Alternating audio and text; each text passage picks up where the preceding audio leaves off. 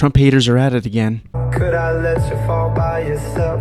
Well, I'm wasted with someone else. If we go down 7, 8, 9. Oh my God, there's 10 of them. Run!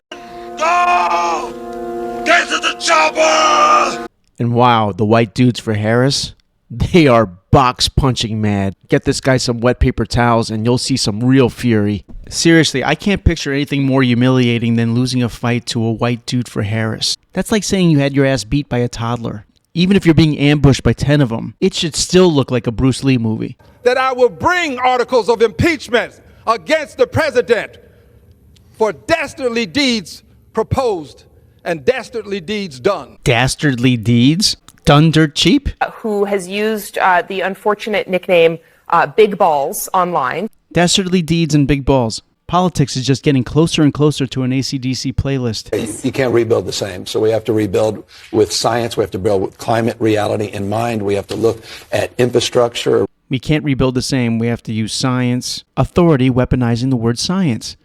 That rings a bell. You know, the 70s cartoon Super Friends told us exactly where the most powerful enemies are. But we just didn't listen. Deep within a bleak and dismal swamp, hidden beneath its murky waters, lies the headquarters of the most sinister villains of all time. A Legion of Doom. What's the problem with USAID? Marco Rubio broke it down pretty well. And our goal was to go in and align our foreign aid to the national interest. But if you go to mission after mission and embassy after embassy around the world, you will often find that in many cases, USAID is involved in programs that run counter to what we're trying to do in our national strategy with that country or with that region. That cannot continue. USAID is not an independent, non-governmental entity. It is an entity that spends taxpayer dollars, and it needs to spend it, as the statute says, in alignment with the policy directives that they get from the Secretary of State, the National Security Council, and the President. That's the reason why Elon Musk and others have been taking a look, because if you look at the waste and abuse that has run through USAID over the past several years, these are some of the insane priorities that organization has been spending money on. $1.5 million to advance DEI in Serbia's workplaces, $70,000 for a production of a DEI musical in Ireland. There was also $20 million for Iraqi Sesame Street. To be fair, if you watch the production, it was very good.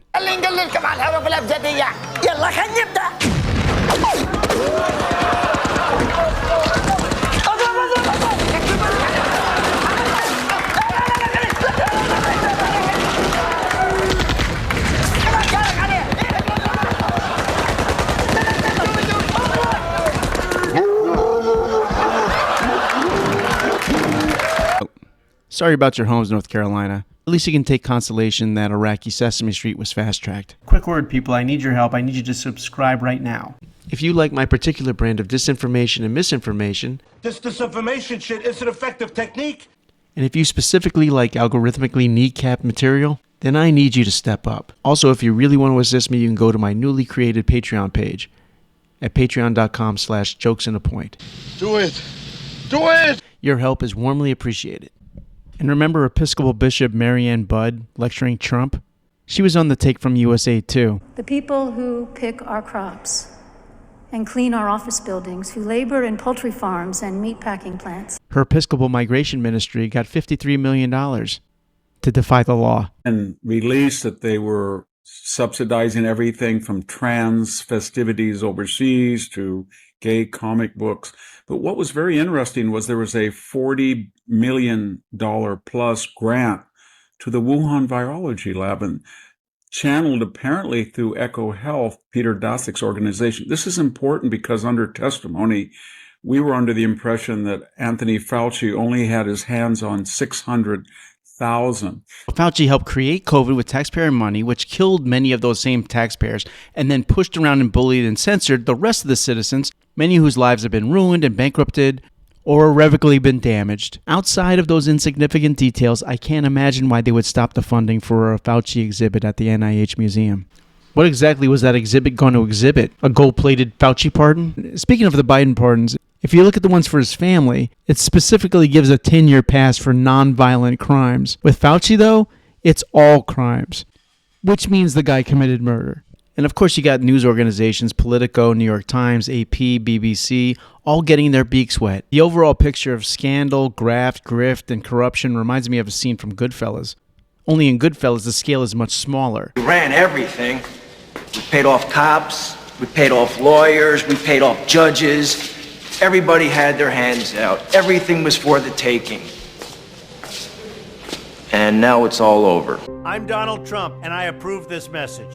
If Trump didn't win, we never would have known how rotten it truly has gotten. It's going to be tough, but Sri Lanka will just have to make its own gay comic books. And I guess the Brits will have to form a new slush fund for the BBC. However, we should pick up the pieces and move on somehow. When I say move on, I mean move on to the next thing to cut. Namely, the Department of Education.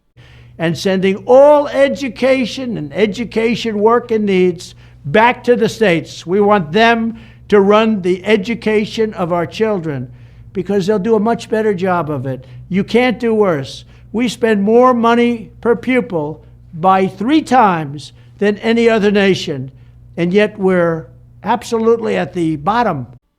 All the Democrats could do is grandstand and try to seek publicity. What's your name? Tell us your name.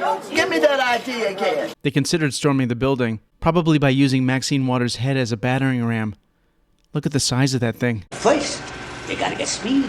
Demon speed. Speed's what we need. We need greasy, fast speed. Speed has been the theme of Trump's second term so far. In 2017, he issued 55 executive orders. Trump has unleashed 45 so far in 3 weeks. Strategically, this is right in line with Sun Tzu. Speed is the essence of war. Take advantage of the enemy's unpreparedness. Travel by unexpected routes and strike him where he has taken no precautions. Victor Davis Hanson compared Trump to George S. Patton. You're George Patton. It's August 1st. Third Army has been activated, and you are going full blast to the Rhine River. We are advancing constantly, and we're not interested in holding on to anything except the enemy. We're going to hold on to him by the nose, and we're going to kick him in the ass. We're going to kick the hell out of him all the time, and we're going to go through him like crap through a goose. The faster he goes, the more that gets accomplished. Panama, Colombia, Mexico, Canada, anti-DEI, anti-woke, anti-trans cult. He's not stopping to sell his ideas to the public, because he already did that. The American public essentially trusts that he's acting in their best interests. And the more that Trump does, the harder it will be for someone to roll it back. Only people are getting attacked. I'm Donald Trump, and I approve this message. The hyperbole in the megadrama just won't fly anymore. As reflected in the poll numbers, people want this. You saw it at the Super Bowl, too.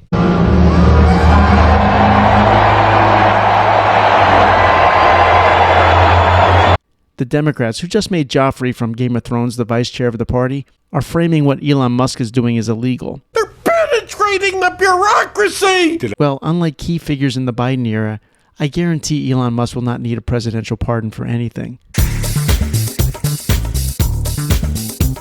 Thanks for watching. Be sure to comment, like, subscribe. Be sure to pass around to anybody who might like my content. And I'll see you the next time.